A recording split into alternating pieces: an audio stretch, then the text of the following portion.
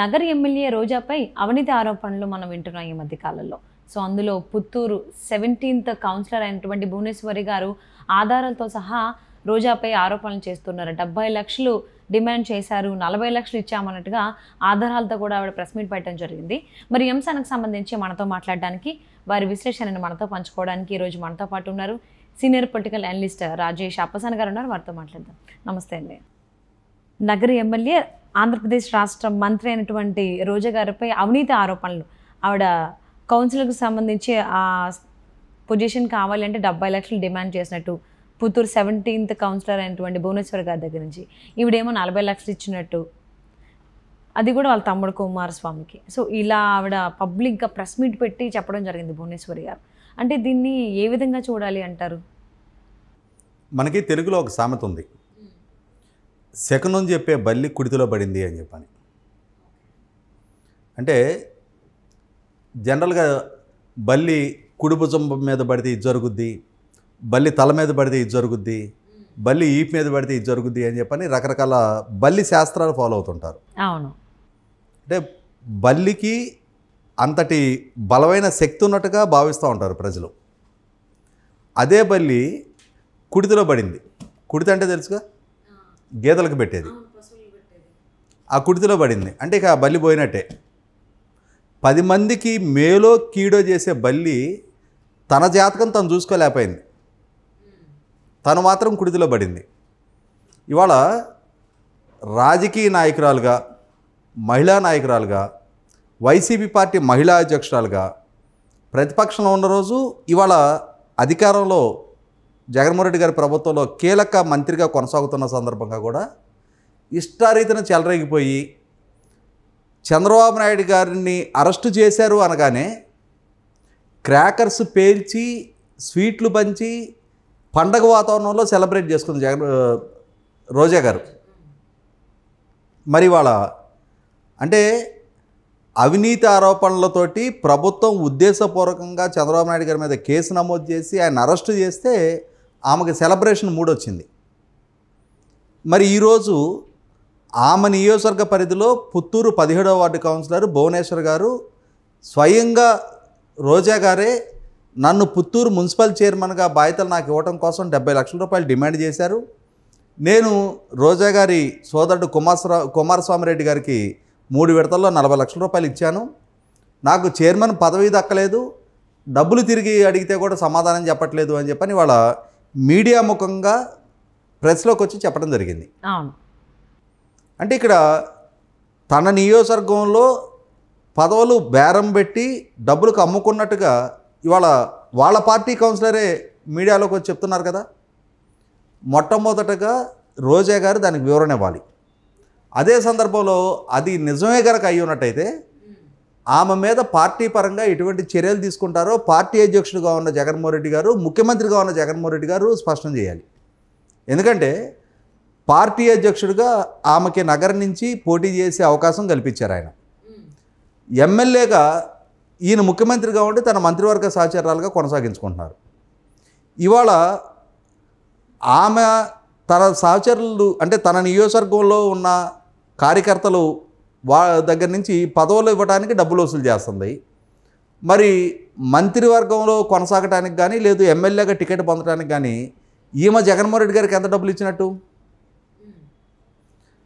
మరి ఆమె నియోజకవర్గ పరిధిలో పదవుల పందేరానికి ఈమె డబ్బులు డిమాండ్ చేస్తున్నప్పుడు రాష్ట్ర వ్యాప్తంగా నాయకత్వం కూడా ఈమె దగ్గర కూడా డబ్బులు డిమాండ్ చేసే జగన్మోహన్ రెడ్డి గారు కూడా ఈ పదవులు ఇచ్చారా? ఆ వరోడ్ ఆ పార్టీలో కొనసాగుతుందా? ఈ మధ్యకాలంలో మనం చాలా ఆరోపణలు వింటూ ఉన్నాం. మాగుంట శ్రీనివాసరెడ్డి గారిని 160 కోట్లు డిపాజిట్ చేయమన్నారు అని చెప్పని, ఇవాళ వైసీపీకి రాజీనామా చేసిన లావు కృష్ణదేవరాయలు ఆయన 150 కోట్లు డిపాజిట్ చేయమంటే ఆయన తిరస్కరించారు అని చెప్పని, ఇట్లా రకరకాల ఆరోపణలు ఈ మధ్యకాలంలో వైసీపీ పార్టీ మీద వెలువెత్తా ఉన్నాయి.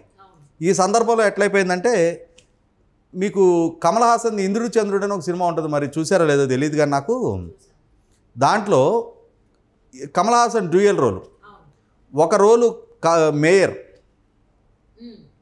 ఆ మేయర్గా ఉండగా నగేష్ కేంద్ర మంత్రి. నగేష్ని ఎయిర్పోర్ట్లో సెండ్ ఆఫ్ ఇవ్వడానికి మేయరు తన అంచెలతో వెళ్తాడు. మేయర్ వచ్చే వరకు జిందాబాద్ మేయర్ గారు అంటుంటారు, అదే ఫాలోయర్స్. ఈలోపు కేంద్ర మంత్రి రాగానే, నగేష్ రాగానే ఈయనే చేతులుపుతాడు ఆయనకి జిందాబాద్లు కొట్టమని చెప్పని. ఆ పక్కన జపాన్ ప్రతినిధి బృందం ఉంటారు. ఈ మేయర్ చెప్తుంటాడు అనమాట, central minister big following, mayor small following అని చెప్పని. అట్లాగే ఇప్పుడేంటి, జగన్మోహన్ రెడ్డి గారు chief minister, party president, big following. ఆయన ఎంపీ టికెట్కి 150 కోట్లు వసూలు చేస్తున్నాడని చెప్పని చాలామంది అవుతుంది. MLA, minister small following. ఈమె కింద కౌన్సిలర్ల దగ్గర చైర్మన్ పదవి ఇవ్వడం కోసం ఈమె లక్షల్లో డిమాండ్ చేసినట్టుగా ఇవాళ స్వయంగా అది చెప్తుంది వాళ్ళ పార్టీ శ్రేణులే, ఇది చెప్తుంది వీళ్ళ పార్టీ శ్రేణులే. అంటే మనకి ఇప్పుడు తేటతెల్లమైందేంటి, ఆంధ్రప్రదేశ్లో అధికారంలో ఉన్న వైసీపీ పార్టీలో దేనికైనా సరే ముందు కట్నం పడాల్సిందే. పదవులు దక్కాలన్నా, కాంట్రాక్టులు దక్కాలన్నా, కాంట్రాక్టులు చేసిన బిల్లులు రావాలన్నా ఇవాళ విత్తం పడితేనే ఏ పనైనా జరుగుద్ది. అది ఇవాళ అధికారికంగా తేటతెల్లమైంది. ఇక్కడ మంత్రిగా ఉన్న రోజా గారు వాస్తవంగా చాలా పెద్ద కేసు ఎదుర్కోవాలి. పర్యావరణ ఉల్లంఘనకు పాల్పడినందుకు జైలుకి వెళ్లాల్సిన కేసు ఉంది ఇప్పుడు ఆమె మెడ మీద. ఆమె పర్యావరణ మంత్రిగా ఉండగానే విశాఖపట్నంలో రిషికొండకి అక్కడ పర్యావరణ శాఖ, పర్యాటక శాఖ, పర్యావరణ కాదు పర్యాటక శాఖ, టూరిజం మినిస్టర్. ఆమె టూరిజం మినిస్టర్గా ఉండగానే పర్యాటక శాఖ ఆధ్వర్యంలో పర్యాటక శాఖ గెస్ట్ హౌస్ పేరిట అక్కడ జగన్మోహన్ రెడ్డి గారికి క్యాంప్ హౌస్ కట్టారు. అక్కడ ఎన్విరాన్మెంటల్ క్లియరెన్సెస్, పర్యావరణ అనుమతులు ఉల్లంఘించి అనుమతులు తీసుకున్న దానికన్నా చాలా ఎక్కువ నిర్మాణాలు చేశారు, సిఆర్జెడ్ పరిధిని అతిక్రమించారు అని చెప్పని ఇవాళ హైకోర్టు వరకు, నేషనల్ గ్రీన్ ట్రిబ్యునల్ వరకు కేసులు ఫైల్ అయ్యి ఉన్నాయి. హైకోర్టు కమిటీ కాన్స్టిట్యూట్ చేసింది దాని మీద కేంద్ర ప్రభుత్వ అధికారులతో. అధికంగా అక్కడ నిర్మాణాలు జరిగినాయి అని చెప్పి నిర్ధారించారు. మంత్రి హోదాలో ఉన్న రోజా గారు ఇవాళ 100కి 100 పాళ్ళు ఈ అతిక్రమణలకు బాధ్యులు. ఇవాళ వైసీపీ పార్టీలో ఏమైపోయిందంటే 6 నెలలు సహవాసం చేస్తే వాళ్ళు వీళ్ళు అవుతారని ఒక సామెత ఉంది. జగన్మోహన్ రెడ్డి గారితో సహవాస దోషం ఎట్లా ఉంటుంది అని చెప్పని వాళ్ళ నాన్నగారు ముఖ్యమంత్రిగా ఉన్న రోజుల్లోనే జగన్మోహన్ రెడ్డి గారికి అనుకూలంగా నిర్ణయాలు తీసుకున్న పర్యవసానం చాలామంది ఆనాడు నాయకులు, ఐఏఎస్ అధికారులు జైలు పాలయ్యారు. ఇప్పుడు రాచపీనకు ఒంటరిగా వెళ్ళదు అని చెప్పని ఇప్పుడు జగన్మోహన్ రెడ్డి గారు చేసిన తప్పుల పర్యవసానం రేపటి రోజున ఆయన ఎదుర్కోబోయే కేసులతో పాటుగా ఆయన సమూహంగా ఉన్న ఈ మంత్రులు, ఎమ్మెల్యేలు, అధికారులు వీళ్ళందరూ కూడా బాధ్యులే. ఇప్పటికే నియోజకవర్గాల్లో ఓట్ల తొలగింపుల దగ్గర, చేర్పుల దగ్గర, తిరుపతి బై ఎలక్షన్ దగ్గర చాలామంది అధికారులు బలిపేట ఎక్కారు. ఐఏఎస్ అధికారుల నుంచి జెడ్పీ సీఈఓల దాకా సస్పెండ్ అవుతూ ఉన్నారు. రోజా గారు కూడా తప్పనిసరిగా బీయింగ్ టూరిజం మినిస్టర్ ఇవాళ ఆమె శాఖలో జరిగిన ఈ ఉల్లంఘన కోర్టు ఆల్రెడీ నిర్ధారిస్తూ ఉంది. సెంట్రల్ ఎన్విరాన్మెంటల్ కమిటీ వాళ్ళు, హైకోర్టు ద్వారా కాన్స్టిట్యూట్ అయిన కమిటీ వాళ్ళు దాన్ని నిర్ధారిస్తూ ఉన్నారు. వాళ్ళు వెరిఫై చేసుకొని ఖచ్చితంగా రేపటి రోజున చర్యలకు వీళ్ళే బాధ్యులవుతారు. ఉల్లంఘనలు, ప్రజాధనాన్ని ఉల్లంఘించి ఇవాళ 430 కోట్ల రూపాయలు జగన్మోహన్ రెడ్డి గారు తాత్కాలికంగా విడిది చేయడం కోసం ప్రజాధనాన్ని దుర్వినియోగం చేసి పర్యావరణ అనుమతులు ఉల్లంఘించి మరి ఒక బాహాటంగా బరితెగించి అక్కడ చేసే నిర్మాణానికి పర్యాటక శాఖ మంత్రిగా రోజా గారు బాధ్యులు. వీళ్ళలో ఏంటంటే మేమే శాశ్వతంగా రేపటి రోజున మా జీవిత చర్మాంకం దాకా మేమే అధికారంలో ఉండబోతున్నాం అని చెప్పే అహంకారంతో, అతిశయంతో వీళ్ళు చేసిన పనులు ఇవాళ ఎన్నికలు సమీపిస్తూ ఉన్నాయి. ఇప్పటికే ప్రజల్లో తీవ్ర వ్యతిరేకత పెరిగిపోతూ ఉంది.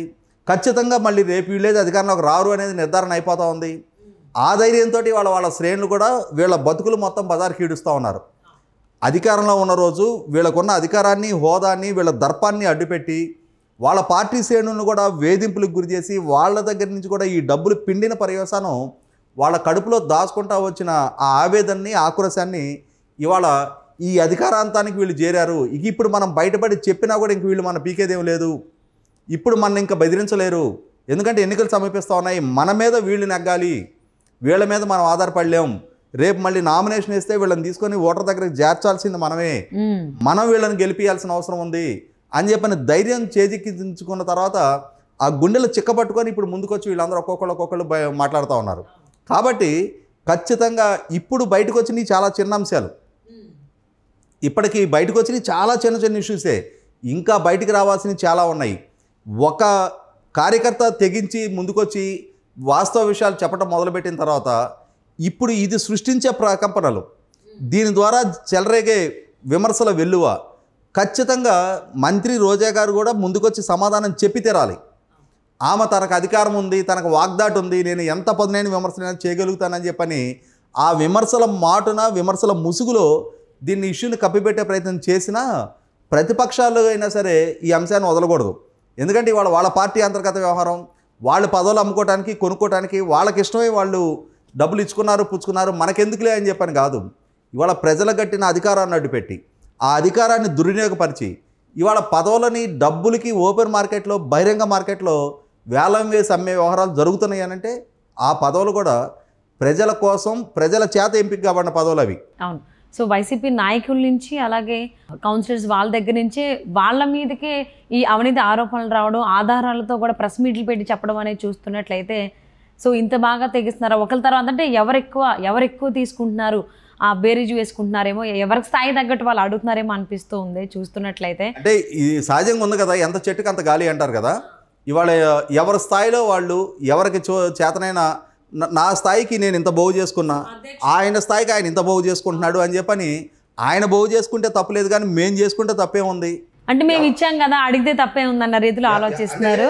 ఎవరికి వాళ్ళు ప్రజలు ఇచ్చిన ఈ అధికారం అనేది మా ఇష్టారీతిన చెలరేగిపోయి ఈ వసూళ్ల కౌంటర్లు ఓపెన్ చేయడానికి మాకు ఒక గ్రీన్ సిగ్నల్ దొరికింది అని చెప్పని భావిస్తూ ఉన్నారు.